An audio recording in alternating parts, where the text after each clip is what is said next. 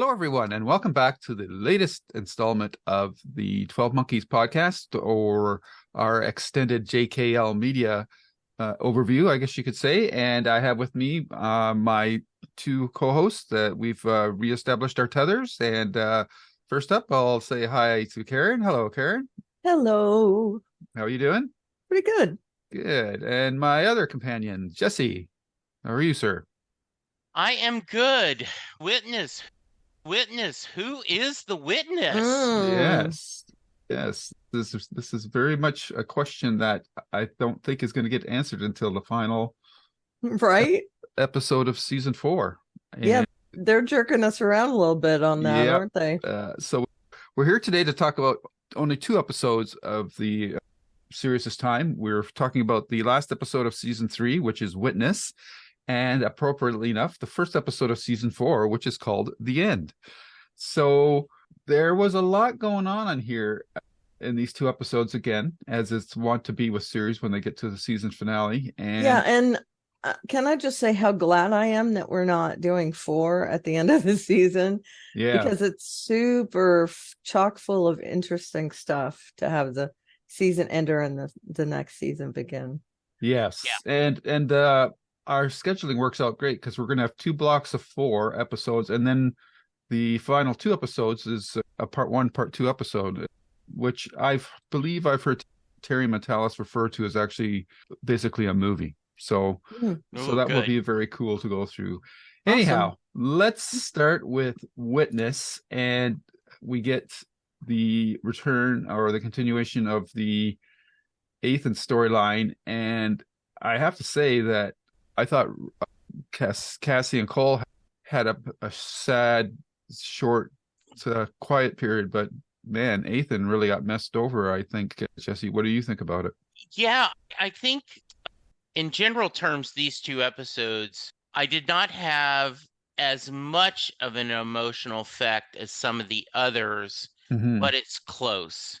Right. And the relationship between father, mother, and son, with the timey-wimey aspect of it, right? I wish I could know you better. You 2 youngsters are trying to give me advice, right?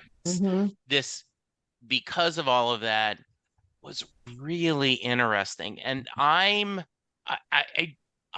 really think that this show nailed bringing in this actor, and for Ethan, is he just immediately, James Callis has the gravitas, the chops to play that, and you get the whole I don't care anymore, burn it all down. And the relationship, I just think the 3 of them, such strong chemistry, such strong feelings between each other. Just I watched them both twice and was just, man, this thing is humming on all cylinders. Aaron. Yeah, I gotta say the scenes between Cassie, Cole, and Ethan were full of emotion, and it ran the gamut.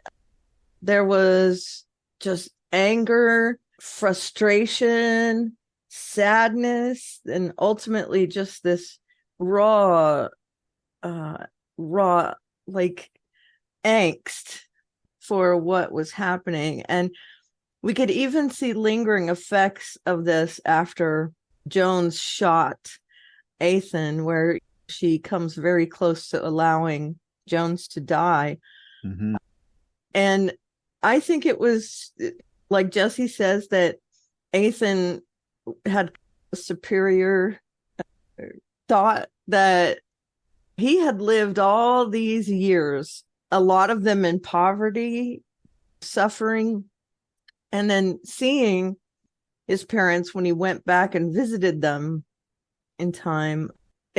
It really shows that he went through a lot, and I don't know that they could comprehend that he had more experience than them, and they were trying to act like his mother and father. And that was an interesting kind of play, subverting the parents knowing more than the kid.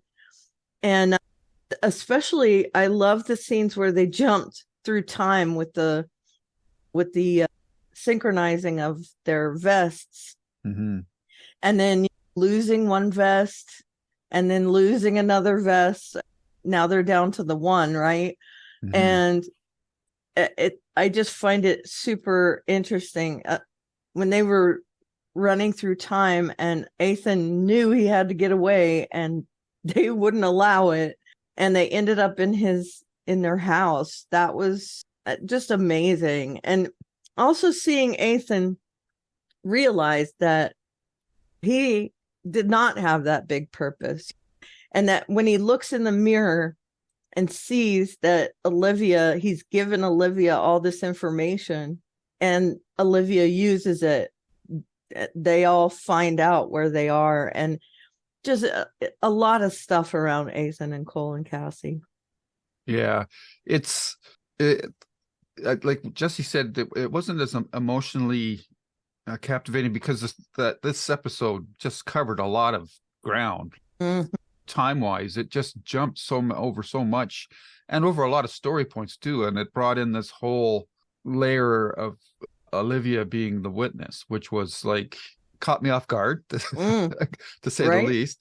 But that just added to the pathos that you feel for Ethan. And in the end, he's maybe a precursor to what's going to happen for Cole and Cassie, because he went through all of this, and in the end, he gave it all up. Like, he didn't carry out his final act of vengeance, which, under the circumstances, you could understand why he would do that, but he didn't. And now it's going to be interesting to see how that plays out with Olivia. And I have to admit, I was caught off guard by that. Karen, were you expecting that?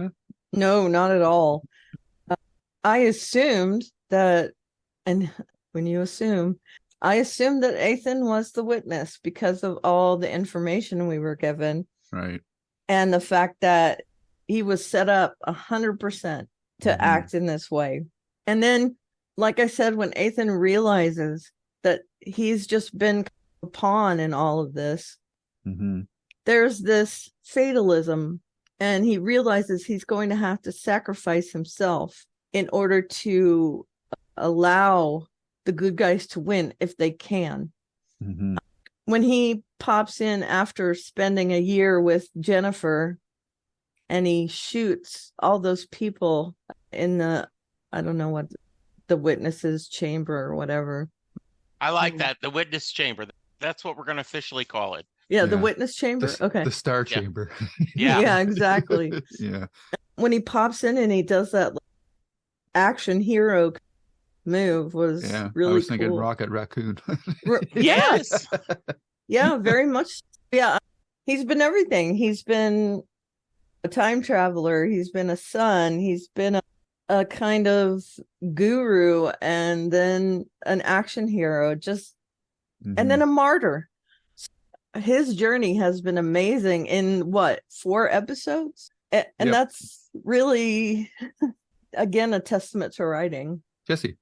Yeah, because one of the things I can get confused on the episodes, I wasn't sure.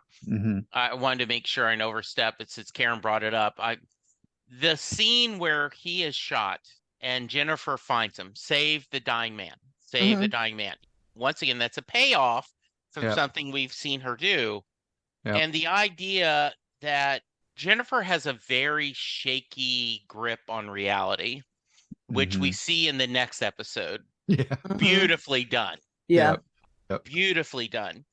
But the idea of, you're a time traveler, just skip ahead 3 months. And you're almost like, are they skipping, or is she just mentally telling him, like, just go through this, skip all the bad parts, mentally, and is just fascinating.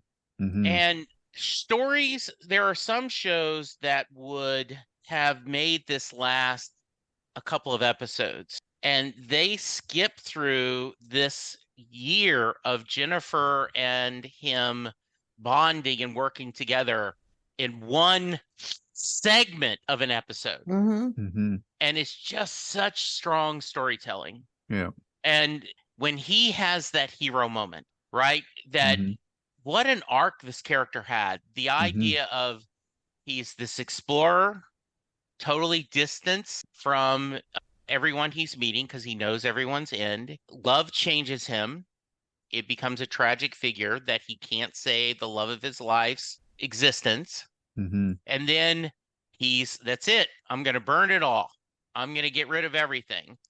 And then even tells his parents, yeah, I'm going to do this. So you need to kill me to stop me. And then to go through this redemption arc where he saves the day and he gets that poignant with his father, I wish I could have known you, is just, I don't know if we're going to see this character again. I've learned on this show not to go into IMDb and look to see how many episodes because I don't want to be spoiled that we are going to see him again. Agreed. Same thing with Ramsey. Same thing with Deacon. I don't want to know. But what a nice circle. And his answer to that also, where Cole says, I wish I could have known you. And he says, in another life. I mean, just those two lines were crazy good. Yeah. And go ahead. Okay. No, I just would say often that's always a poignant line. In another life, we could have been friends. Yep. I'll see you either in this life or the next life. Yep. In another life, brother. Yeah. Yep. Such poignancy. And especially with dealing with alternate timelines and all this different things, it does give you this sense of, and we're going to be talking later about in our Babylon 5 podcast about the end is the beginning, which is the beginning, which is the end, and how everything ties up. The whole snake eating itself, the beginning is the end. This show is doing such a good job of doing that, showing that, not telling, showing. Yeah.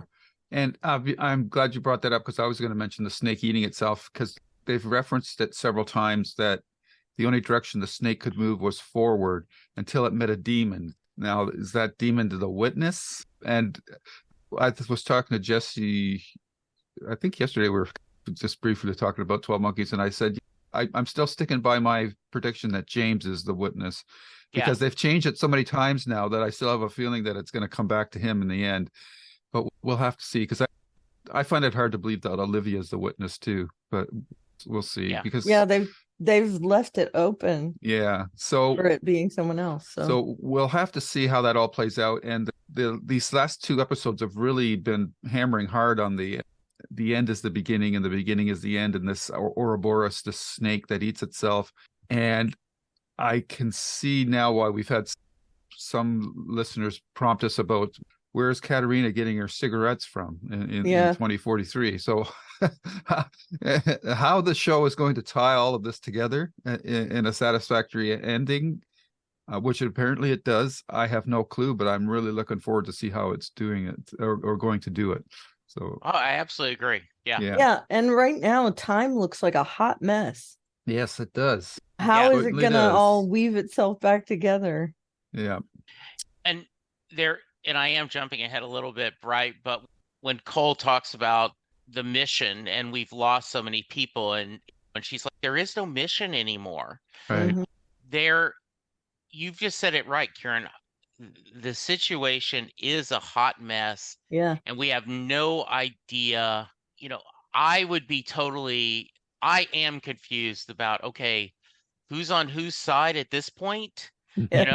The enemy of my enemy, my friend. Right. But when it considers time, when people change from friend to enemy, they're both.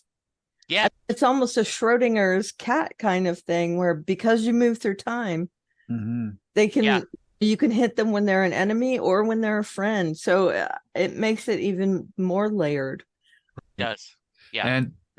And what these last two episodes have done is really made Cole very guilt-ridden about what's happened. So he's bearing the brunt of what's happened to Ethan, the fact that he killed Ramsey. All these things are weighing down on him, and the dynamic between the three, the father, mother, and Ethan was very hard to watch from a Cole perspective and from a Cassie perspective too. Though I felt she was a bit stepped back for some reason. I don't know why, but maybe because the show is just putting the focus on the fact that with Cole's first jump, he set all this stuff off. But yeah, the dynamics between all the characters, and not just what we got with these last two episodes, is it's quite fascinating to watch and emotionally process your constant. It's quite a churn at times, and you're feeling a broad spectrum of emotions, which is pretty amazing for a TV show that's about time travel. It's really well done. I feel like the reason Cassie seems detached is because she is using a defense mechanism of like walling her emotions in order to not feel everything. And I feel like the doctor in her, she's alternating between this kind of hard persona and then having all the emotion come out. And there's a place in the end episode here where you can see that come out. But otherwise, she has become very hardened to things. And I do think it's a defense mechanism so she doesn't have to feel all that. And like you said, in her real previous life, she was a doctor, and they learn how to make that wall very fast. And I think that's contributing to it as well. Okay, so I think that pretty well brings everything that we had for this episode to an end. We briefly touched on the scenes between Jennifer and Ethan. I thought they were well played as well. Yep. I don't know if you guys have any additional comments of those sequences. I loved seeing all the little flashes. Yeah. Where Jennifer sees what Ethan was trying to tell her as a child. Yeah. I am the witness, save the man, I am the dying man. I find it really interesting. And when they show that last scene between the two of them where he's getting ready to jump and he has helped Jennifer through all these sketches and everything work out what's happening a little bit, you can see the bond that they formed over those. Yeah. And that overhead shot of that image of the monkey surrounded by the snake is quite interesting as well. Especially because it's her drawings. Yeah. And one of the things I loved is the beginning, because we see those two kids and you're like, who are they? What's going on? Do we have new characters? Right. Are these characters that we know? And no, this is just the setup. And once again, Jennifer just hits it out of the park. Right. She just is. I'm not no crazy bag lady, right? Yep. Yeah. And I own this place. Yeah. That's cool. And she goes through all the things that she's been. I've been a CEO. I've been, like corporate raider. Yeah. And then the statue was Eliza's tombstone. Yep. That was a nice touch as well. So. It was. And what a great place for them to meet and do all that stuff. Yeah. So a very good episode. And then we go into season 4 with the knowledge now that for now, Olivia is the witness. And this episode is setting up the final arc of the series, I believe. And there's just, all this stuff going on. And we see now that the show is closing the loop about what happened to the base, because the Titan comes to the base and attacks it. So that was good to see. The one thing that I was waiting for, and I kept on wondering, is how is Cassie and Cole going to jump? Actually, it's the other Cole that jumps to that hotel lobby. Yep. But he doesn't have. Neither of them have a suit anymore, a portable time jumping thing. So it'll be interesting to see how that plays out. But I guess we got the answer at the end of this episode, and we can talk about that later. But I kept on waiting for that loop to be closed, because the show doesn't really hang on to things very long. It shows you something, and maybe in 4 episodes later, you get the answer. That scene, I'm waiting for that scene when Cole meets Cole. Is that going to be right before the final episode of the season? I don't know. but that has to be coming soon. But we'll have to see. It's going to be very interesting to see how that all plays out. That was cool to see from another perspective. The Emerson Hotel with all the vines and everything. Yeah. And now we know that Cassie and Cole can just walk out and meet with Cole. They don't have to jump anywhere. Yeah, which is the assumption I had made when that scene first played out, that they had jumped to that lobby to meet with him, but it's the other way around actually. So that's a nice little twist. Yeah. We might as well start with the best, maybe the best part of the episode, but Jesse already referenced. But Jennifer's break-in scene to the when she's doing this Black Widow fantasy version of what she's actually doing. Karen, I just thought when they finally showed what she was really doing, I just broke laughing. Oh, that was so great. Funny. Yeah, when the guard is watching and she's a mess. She's not doing it. Her stealing that artifact was just a happy coincidence of things coming together. Yeah. But in her mind, she has that other persona of the slick kind of thief persona. And it was cool to see that, the conversation. And then to see her have that conversation with herself was funny as well. It might have been the coolest part of that second episode, just from a entertainment point of view. Yeah, it was so good. Yeah. I'm watching this and I'm like, look at badass Jennifer. Yeah.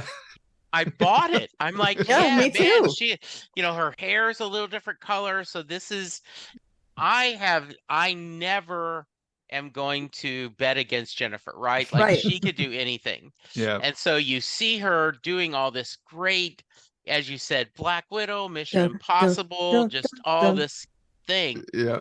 And then they had set up the guards talking about they hate Americans and all this stuff. And then when you see him and she's like tumbling around and like she just breaks the glass.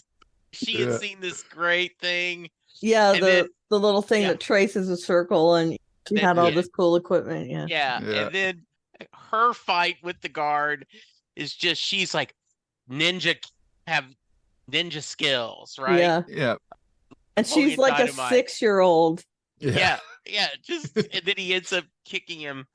And then I love the idea. He's just, the world is ending. Let it go. And then her saying, I'm doing my part to save it. And to Jennifer talking to herself, because she has met herself in the past or future, is perfectly normal to her. As a primary and something even more, she is totally comfortable with talking to the people in her head.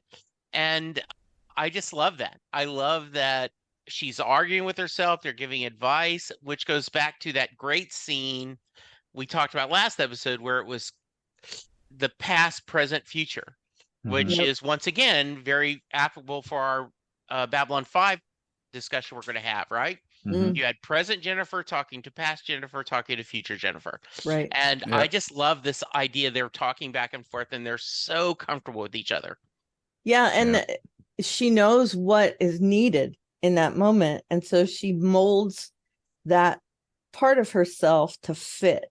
She knows she has to steal the artifact. So she makes a Jennifer that can steal the artifact. It's just really cool, I thought. And I agree with you that, and Jennifer's doing that thing where she says, like Jesse says, I'm doing my part to save it. And she's so dramatic. I am doing my part to save it. And then she turns in this dramatic way and walks out of the building, and they're all like, we hate Americans. It was just so great. And she's even bantering with herself in her head. Just so good. I think, Jesse, you just triggered a light bulb moment for me. And this might just be for me. You guys might have already figured this out because you just mentioned the Battlestar Galactica or Babylon 5. and this episode, but the past, present, and future is what the Holy Trinity represents. Yep. Yeah. I just kind of realized that now. I never Yeah, made that connection before. And also the fates, which I think is very apt for both the fates. No, and especially Jennifer, the primaries that know when people are going to die. The fates actually, they use the strings of life and they can tell when people die. I had thoughts of both of those analogies. Yeah. So the bulk of the episode deals, and it's a transitional episode, but we were getting Olivia embracing her role as the witness as far as she's concerned, and she's going through all these actions that she remembers. And in the last episode, it was very powerful when Ethan told her that, when she says, "I haven't done these things," and he says, "Not yet." And for these characters in this time travel show, I thought that was a bit of a weird moment for her, because she must realize that all this time travel is going on. So why would she be surprised that she hasn't done this? But I guess that's the gulf that we have between intellectually knowing something and emotionally experiencing it. So that carried on into this episode, and it closes the loop on how the factory gets destroyed, and it also sets up another situation for poor Deacon. I felt sorry. Yeah. I felt sorry for the guy. Jesse, what was you just talk about that whole Titan coming to the home base and what happened to Deacon section of the episode? Deacon has had, we've talked about this, such a great arc, and him trying to do what's right and caring about things. And he is, in my mind, and I may have missed it, the first to understand that she's manipulating them, right? He's starting to feel a little, oh, wait a minute, Olivia, this idea, which this show does a great job of planting seeds, and then they'll say, Jennifer, she is never where she doesn't want to be.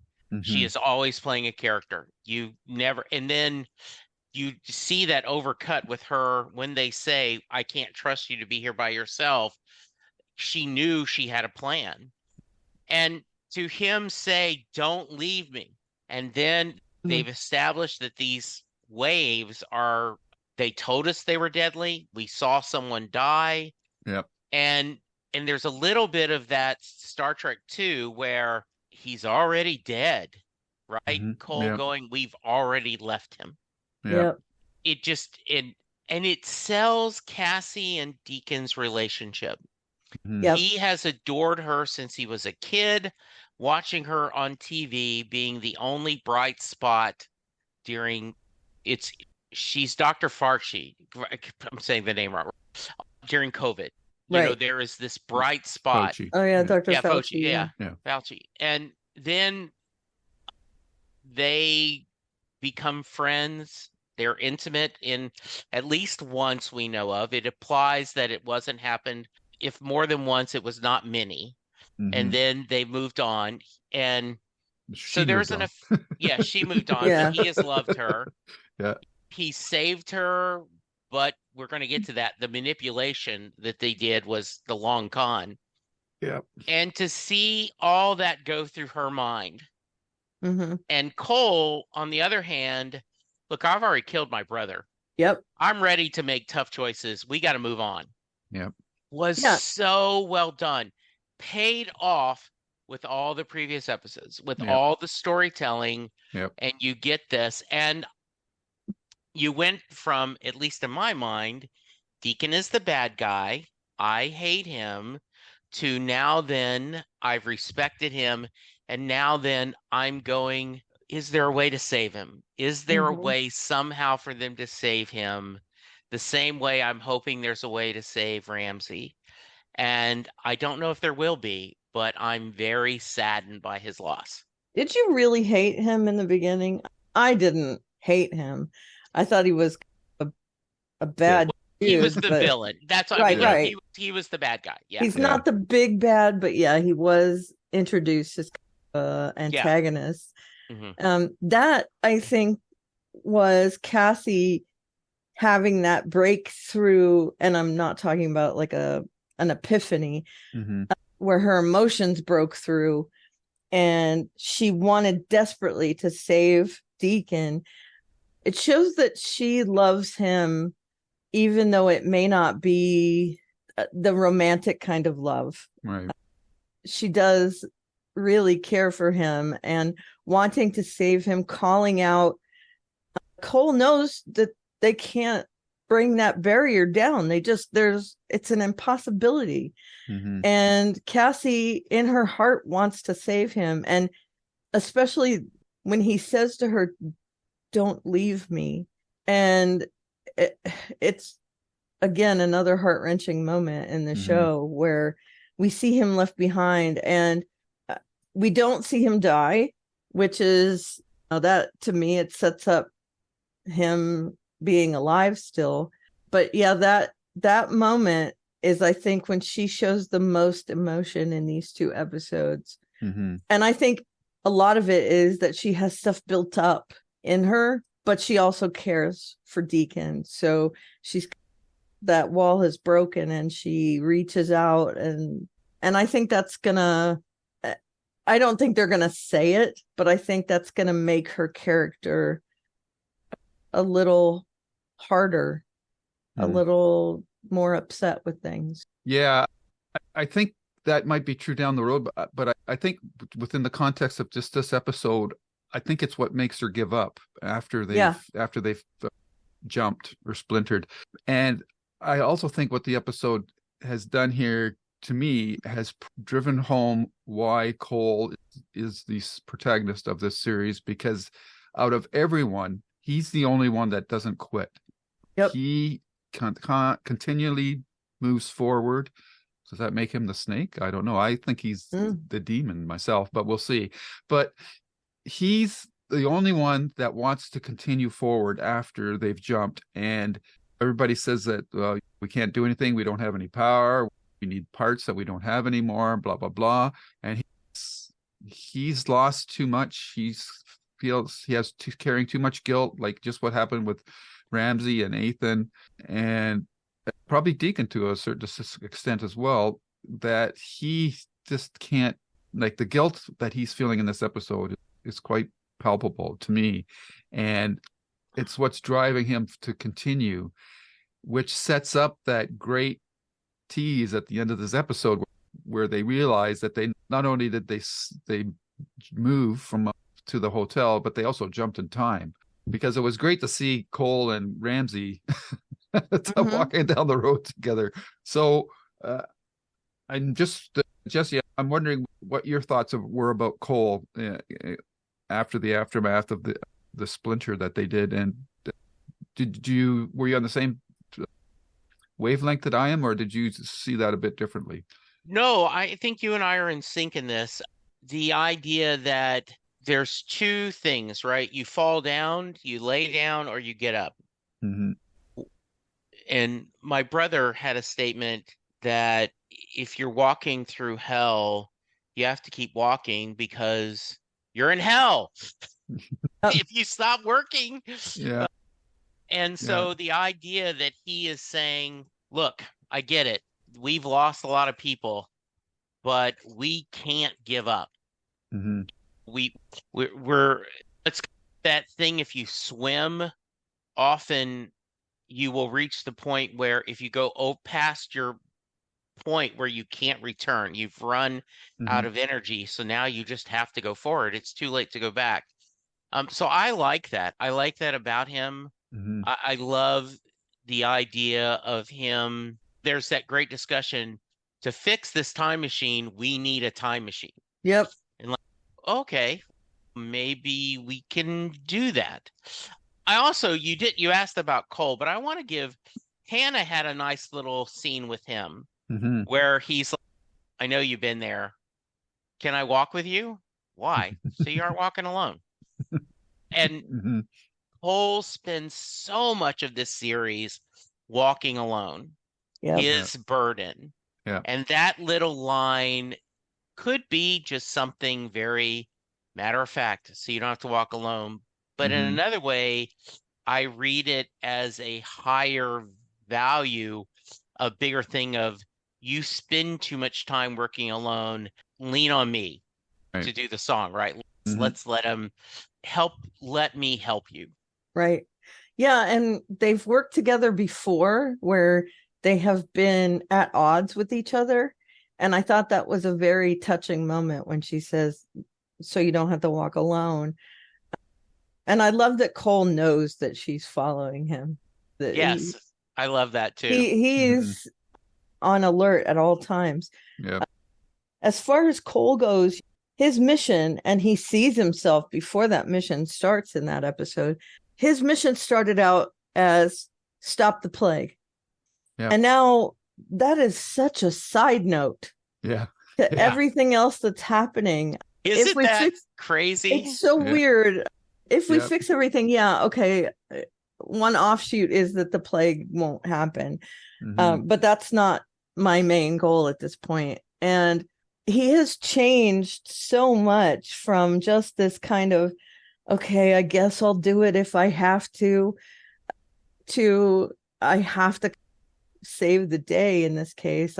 I'm the only one that is tenacious enough to keep looking, to keep steadfastly on this path, and hopefully I can rally some of the people around me to help. We started out thinking that we probably won't really like this character, and he's turned into the most likable character in the show for me. And I've totally gotten past the scruffiness. Yeah, me too. I think a big part of that was the razor blade at Christmas, right? Yes. I think that winking to the audience, the we get meta-ness, it. Let's move on. Yeah. And I think it also, we get the scenes of a young Cole with and we don't know yet who his mother is. That's a mystery that I think has got to pay off. Yeah, that was a big lampshade moment for sure. Yeah, the idea, and then they went back to the flashback when they went to try to get young Cole, and the dad said, "Did she send you? Did Miriam? Is that her name? I think." Yeah. Yeah. Did she send you? And then we're like, he's reading the story, the book, and then there's the story of the snake, and I kept waiting for who's going to do the narration this time, because they always have someone narrating the beginning and the ends of the season, and they've got a lot to tie up in. I think it's 10 episodes we have this season. Yeah, 11. Well, 10 if you count that one as a movie at the end. I just want to say also, can we assume that Cole's mother is a primary? I think so. Yeah, I think so. Yeah, so that was not a coincidence at all. He is called to duty way, way back at the beginning of this season, and it's because he's mentioned by Cassie. But I think that was planted because of his connection to everything. So I'm hoping we see that as well, the reason he was called to do this. And I did love that scene. It's nice to see his father again. And that actor who plays Cole so well as a kid. Yeah. Also played Ethan too, right? Did he? I think so, yeah. Yeah, maybe. They look very similar if he didn't. Yeah. And I really enjoyed seeing that, and seeing that Cole also has this bigger connection to everything. It was so cool, that note. And I want to know that I think the father stopped reading the story. We haven't heard that whole story yet. And that's cool too. And then seeing the medieval version of the primaries was also at the beginning. I was trying to figure that out, because they just pull stuff out of the air sometimes, but they usually do make it pay off. Yeah. And this new artifact that they've got with this snake with the, I don't know, it looks like dice or something. No, it's a abacus, like where you do the combination and there's like a note or something inside. Oh, okay. From that movie, cryptic or whatever. I think it has a note in it. Oh, okay. Cool. There's something in there. Mm-hmm. Uh, Yeah. On a side note, because Jesse, when you mentioned that you're used to the razor or the beard because of the razor, I wish that they would give Hannah a cleaner look. I hate that dark makeup that they put around her eyes all the time. Now, maybe yeah. they're trying to do some sort of visual imagery of that, but it's very hard to read her face most of the time because she's got that dark makeup covering the upper part of her face, and it's just the clothes that she wears too. Like she's very, I don't know how to say this. It makes her very opaque, very anonymous. I can't get a read on her as a character other than that she's Katerina's daughter. I don't, and that she's loyal to her sisters and protecting the station. But that's really all that we've gotten from her so far, except for the few moments that she's had with Cole.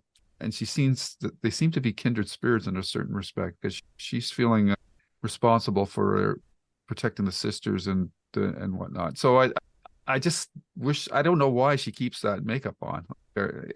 It served a purpose before when the sisters were out in the wild and that, but now that she's got like a home base in that, I feel like she could take that mask off or something. But maybe there's a reason for it. But I don't know if either of you have thoughts about her look. So I agree. Go like ahead, it, Karen. Yeah, go ahead. Like it.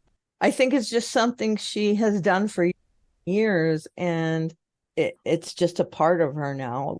Someone putting on mascara or lipstick, they've done it all the time, and they feel naked without it. At least that's my thought. Right. Yeah, my thought was originally when football players played in the sun, they would put the black makeup, striped shoe polish underneath their eye so that the sun wouldn't reflect in them. Now then, players still do that even though they play in an indoor stadium. Yeah. I think it's just part of her ritual. Yeah. Analogy. Yeah. I just think visually it's distracting now. That's all. It's a little distracting. Yeah. I agree. So we get to the end of the episode at this point, and you're sitting there watching this and you go, okay, they have no reactor. They've got no more belts. How the hell are they going to get out of this? I kept on thinking, well, somebody's going to jump from another time period in and give them what they need. But instead, we find out that they've jumped to a different time period, which I'm just really curious to see how that's going to play out now. I think we're going to start seeing them interacting with their older or more advanced timelines versions of themselves, because I'm assuming that they're going to have to break into that base or pretend to be the older version of themselves so they can walk into the base and get what they need and walk back out again. So that should be very fun to see, and I'm really looking forward to that. And of course, we still have the unresolved threads with Olivia and Titan to resolve as well. So I'm chomping at the bit to watch the next 4 episodes. That's for sure. Me too. And I did want to mention Malik. That was a nice reveal. Yeah. Oh, yeah. This was all long con. Yep. I also thought that it was really neat to see Jones and Whitley sitting there, and there was almost this little connection of affection. And I don't know if that's just in friendship or something else, but that was a really lovely scene. And I think it's cool you get Ben Cross for a one-off. Right? When I saw that actor, I went, hey, I know him. Yep. And then there was another pretty well-known character actor that's done a lot of Doctor Who and other stuff that played during that medieval time too. I can't remember who it was, but there was a face. He's also in Game of Thrones. He was like on the council that I went, oh, that's a pretty cool that they've been able to get people of a little bit of heft to be there. So yeah. It makes sense because they were filmed most of the season in Prague, I believe. So then it wouldn't be that far for the British actors to pop over and do a cameo kind of thing. Yeah. I really like that scene where he hands the Ouroboros over to the primary. Mhm. Very And cool. I want to give a shout out too. We always talk about how wonderful Jennifer is, and I love Emily Hampshire. But Mhm. let's give a little love to Allison Down as Olivia, right? Yeah. She has been from being this mysterious lady Mhm. to now then, in a lot of ways, the big bad. Yeah. Is just a wonderful little journey. And I don't know, was anyone else happy that her brother looks like he might have gotten it, Yeah, very much bitten it? so. Yeah. Yeah, because he's just was a sniveling little, like Olivia, I respect, right? I don't like her. I'm Yeah. not wanting her to be successful, but she's smart and she seems to know what she's doing. And we can see Go- some of her motivation because of Absolutely. Yeah, I how was going to say she that. Yep. grew up. Yeah. Yeah. Like you can understand why she would do the things that she's going to do Yep. as Yeah. as the in the persona of the witness. And the other thing that I really liked about the Pale Man meeting has come up and stuff like that is it's a lot like the Spider-Man comics with Flash Thompson and Peter Parker and Spider-Man. Yeah. Flash hated Peter Parker, but he loves Spider-Man. The Pale Man hated his sister or stepsister, Yeah. but he loved the witness, and it turns out though the witness was the thing that he hated. Yeah. I thought that And was just fantastic. Olivia as the witness is who killed him. Yeah. So, The only thing missing was that she didn't unmask herself to him before she killed him. Yeah. right. That It was Um, just like an ironic thing. yeah, yeah. And a little bit there was a Saturday Night Live skit years ago, so I'm going to date myself, but one of them someone was playing Frank Frank who? Sinatra. Oh, Okay. Yeah. That helps. Yeah. So back in the Eddie Murphy Yeah. days, I think that's Who's the I'm drawing a blank on the news radio. Damn it. Yeah, I'm yeah. gonna go. Yeah, anyway. the guy who died. Yeah, exactly. The guy and someone's yelling at us. We're really But- cryptically. Yes, talking we are. cryptically. Yeah. The guy who died. The news that, like, you Yeah. mean just recently in real life? No, he No. was shot by his wife. Oh, okay. Yes. I can see him black I'm hair. looking it up right now. Combed Yes. it back. Yeah. Yeah. Phil The- Hartman. Thank Phil you, Phil Hartman. Hartman. Yes. Yes. Yes, thank you. All right, Mhm. you can edit this stuff. So No, anyway, no, Phil Hartman's playing the Frank charm. Sinatra, and two of the actors played Edie Gourmet and her husband. Steve Lawrence. Yeah, Yeah. yeah. And they're like, every time Frank says that, you got it, Frank. Yeah, they were yes men.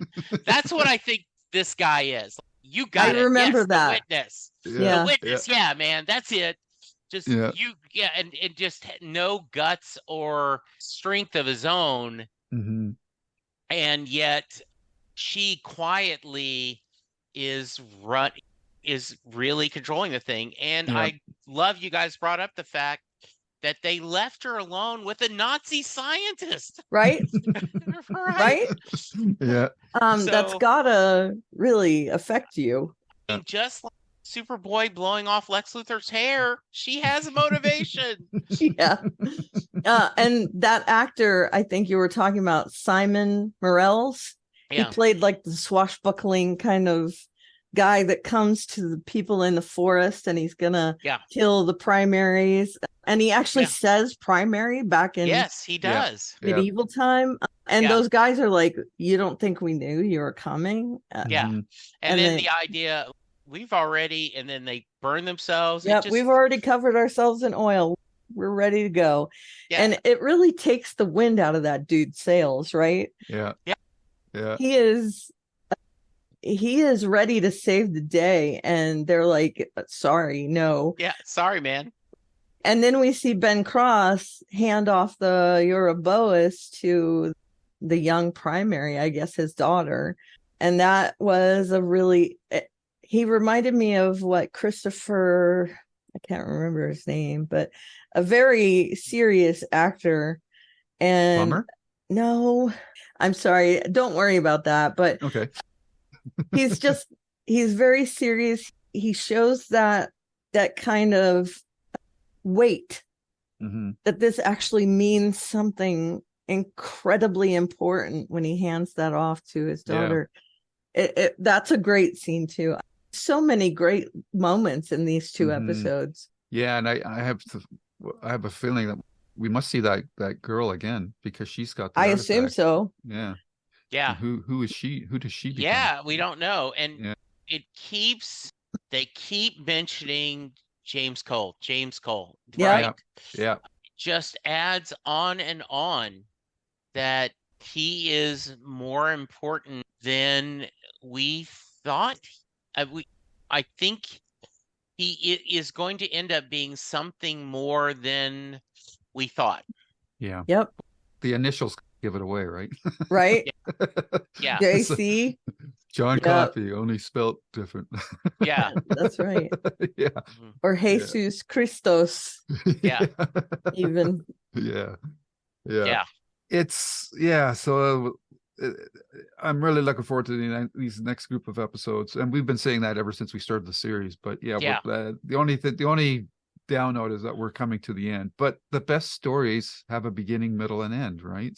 Yep. Yes.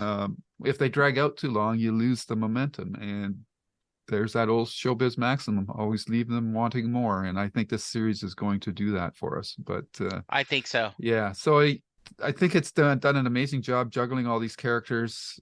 I still think that Jennifer's probably been the MVP through the back half of season 3. James and Cassie's journey is a bit more internalized to a certain degree. They only really come to the surface when they hook up with each other and talk things out.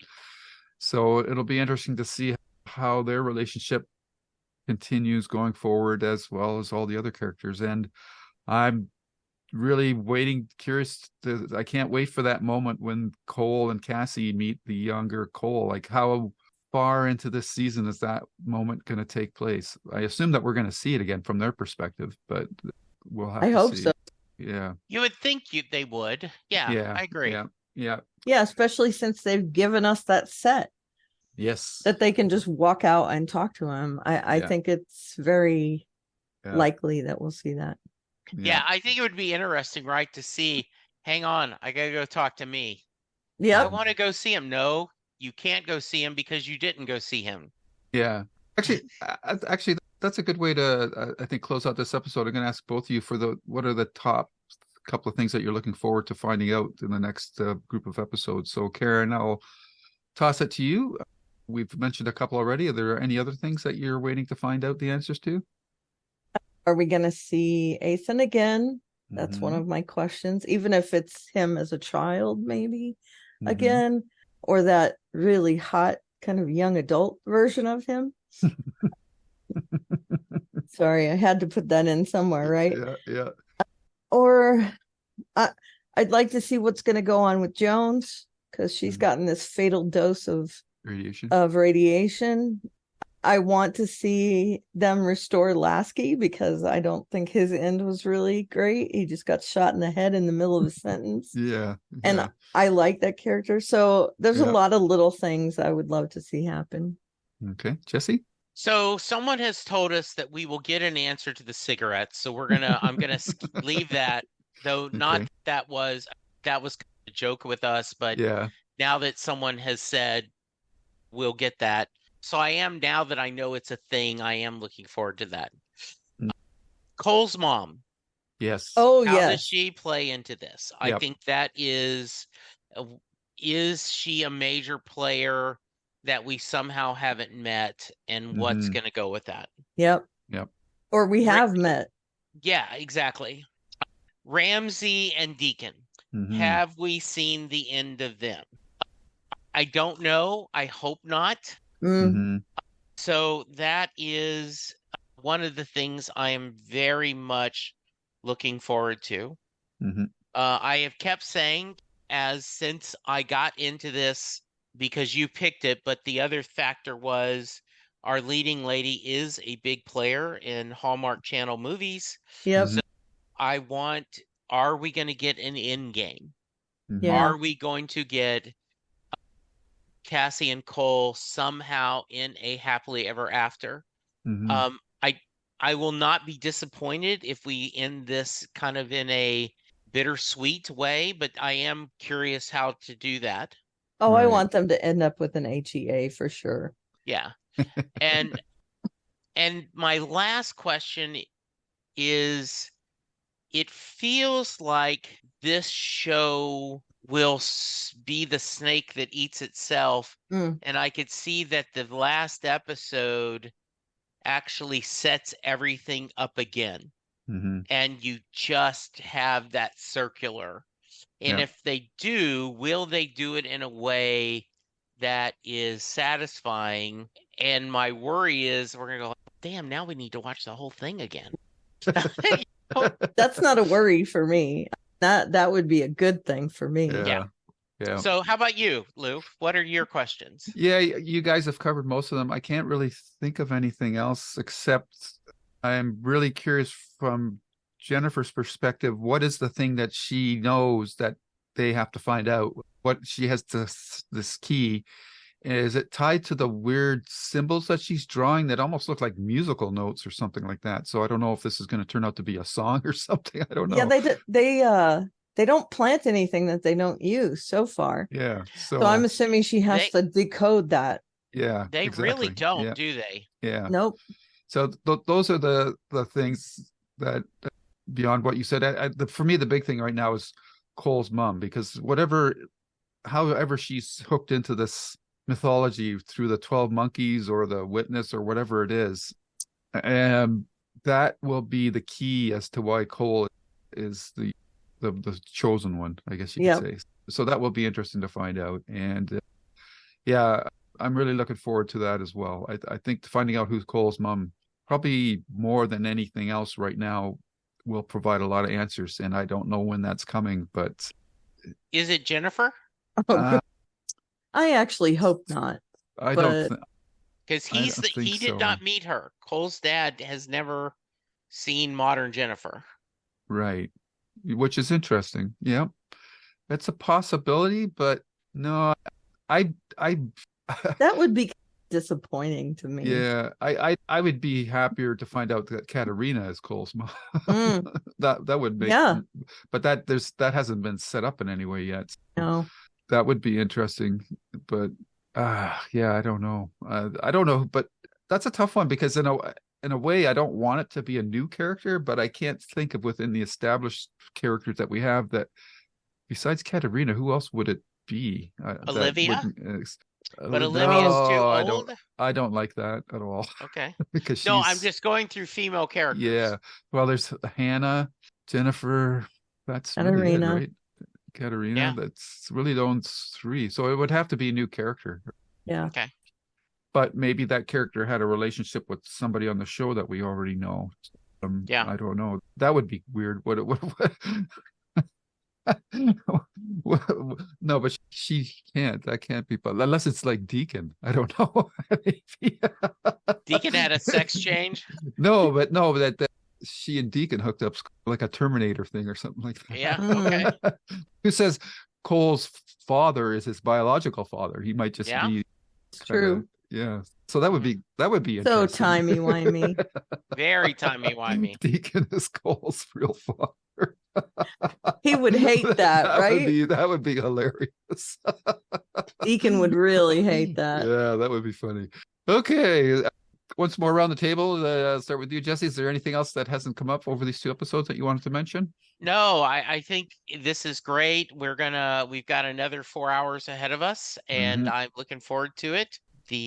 I'm just really looking forward to the next 3 weeks, because in 3 weeks we'll have done. And this has been a great ride, and I'm really looking forward to seeing where they take us. Yeah. Gonna need a breather after that. Yeah. It's kind of exhausting in a way, right? It is. In a good way, though, in a good way.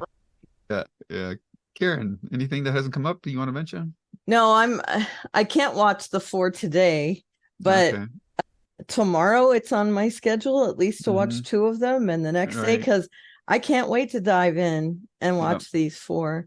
It's really become a great thing to have us tackle. Yeah. It's so good.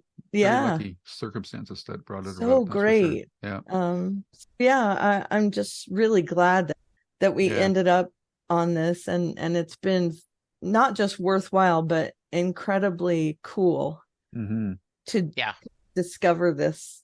Yeah. Even if it's late. If nothing else, it's made me a lifelong Terry Matalas fan. Right? Anytime I hear his name attached to a project now, I'm definitely going to check it out. I agree.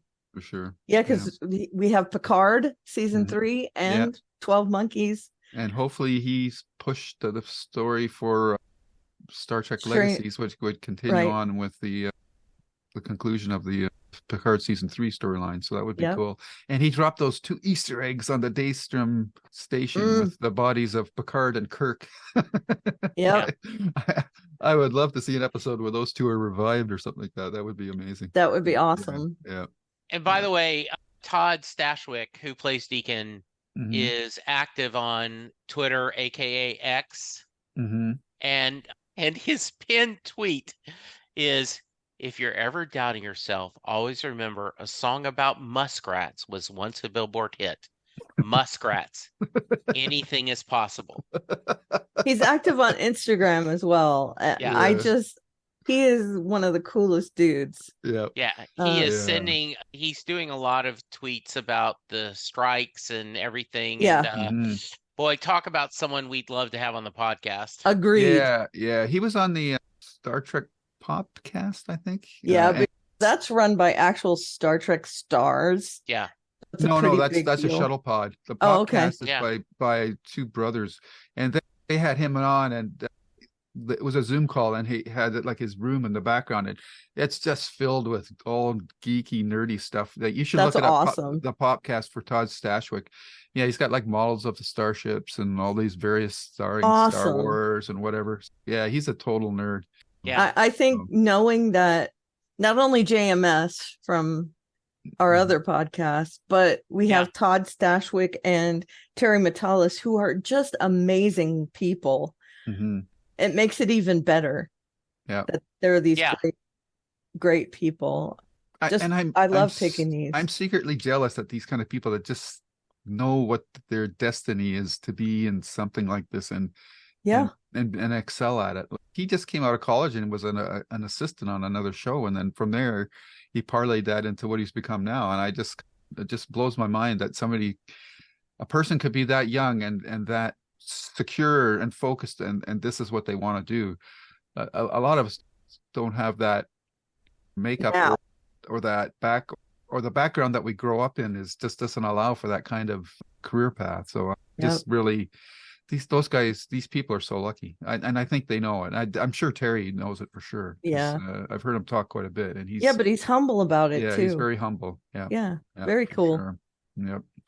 All right, folks, that brings us to the end of this installment of 12 Monkeys. And with that, I'm going to ask my co-hosts to give their contact info. Where is your tether in the interwebs, Karen? I am at Alveria on the Twitter machine, which will always be the Twitter machine. And there's a link in my bio to my blog, at which you can find a bunch of other links. I'm also Alveria on a bunch of other social media. So if you want to look me up, TikTok, Instagram, all that stuff. And that's spelled Aleveria. Correct. There you go. All right. And Jesse, sir, where can you be found? Yeah, I am at Jesse Jackson DFW on X, aka Twitter. Twitter. Yeah. And I do want to give a couple of shout outs specifically. Coming up, Lou is going to join me on Set Lusting Bruce. We had a wonderful talk. Jesse has now been Russified. Yes, Karen and I are going to schedule another episode soon to talk about a cappella bands. That's right. So that's going to be a lot of fun. I was guest on a podcast, Bella Grace, which is all about addiction. And I shared a story about my brother and I's journey. Look me up on X or Twitter, and there's a link to it there. And then I think I talked about this last week. I can't remember, but Sarah Gregory came on Set Listing Bruce and shared the story about her grandmother being murdered and how she forgave the man who murdered her. And it is a story about redemption and forgiveness and the power of music. And it truly is one of the, I think selfishly, because of my guests, one of the best podcasts I've ever been part of. Please check that out and listen to it. Even if you aren't a Bruce Springsteen fan, if you are interested in hearing someone share their journey of anger, substance abuse to forgiveness, it's a great story. So please check it out. I will say that you don't have to like Bruce Springsteen for a lot of your episodes. And I think it's very worthwhile to go through your feed and find stuff that would interest you very much. Oh, you blew me kisses. Yes. That's nice. Very good. And I, of course, can be found on YouTube at Lose Reviews, where you'll find episodes of JKL Media, where we're covering off 12 Monkeys. We've previously done other shows, usually one-offs, one season long only, or mini-series as they used to be called, such as Midnight Mass, Devs, The English, and there are a bunch of other ones. Oh, Station 11, and which was a wonderful surprise. I was quite blown away by that series. A quiet series, but a really good one. And I also have podcasts that I do with interviews for writers, Stephen King podcast, and Babylon 5, which is our flagship show right now, I guess you could say, because we're going through the entire series, and we are just past the midpoint of season 3, and we've hit the big 2 best of both world types of episodes, I guess you could call them, for that series. Or All Good Things, maybe. Yeah, or All Good Things. So check those out. And for now, our tether to this time travel podcast is being severed, and we hope that you will join us in the next installment when we look at the next 4 episodes of 12 Monkeys. But until then, take care, so long, and goodbye. Bye.